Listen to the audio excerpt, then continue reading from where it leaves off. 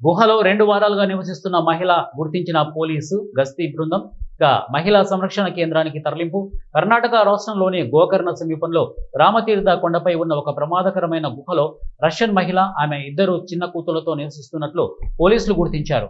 ఈ సంఘటన జూలై 9 సాయంత్రం 5 గంటల సమయంలో సర్కిల్ ఇన్స్పెక్టర్ శ్రీధర్ నేతృత్వంలోని బృందం గస్తీ సందర్భంగా వెలుగులోకి వచ్చింది. ఈ మహిళకు 40 ఏళ్ల నీనా కుటినా అలియాస్ మోహి అని గుర్తించారు. ఆమె తన 6 ఏళ్ల కుమార్తె ప్రేమ, 4 ఏళ్ల కుమార్తె అమాతో కలిసి ఈ గుహలో దాదాపు 2 వారాల పాటు ఒంటరిగా నివసిస్తోంది.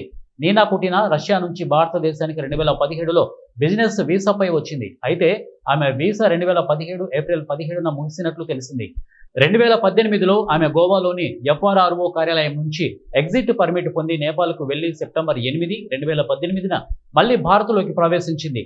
దీంతో ఆమె వీసా నిబంధనలను ఉల్లంఘించినట్లు అధికారులు గుర్తించారు. ఈ గుహ గత జూలై 2024లో భారీ భూకంపం సంభవించిన ప్రమాదకర ప్రాంతంలో ఉంది. అలాగే విషసర్పాలు, ఇతర ప్రమాదకర వన్యప్రాణులు సంచరించే ప్రదేశం కావడం వల్ల ఇక్కడ నివసించడం అత్యంత ప్రమాదకరం.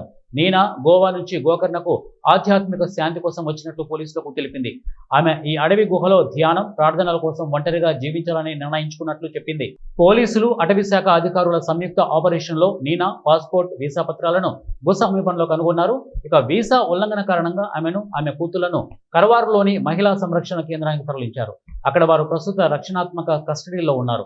జూలై 14న బెంగళూరులోని శాంతినగర్ ఎఫ్ఆర్ఆర్ఓ కార్యాలయంలో వారిని హాజరుపరచనున్నారు. ఆ తర్వాత వారిని రష్యాకు డిపోర్ట్ చేసే అవకాశం ఉంది. ఈ సంఘటన గోకర్ణ ప్రాంతంలో స్థానికులు, అధికారులలో ఆశ్చర్యం కలిగించింది.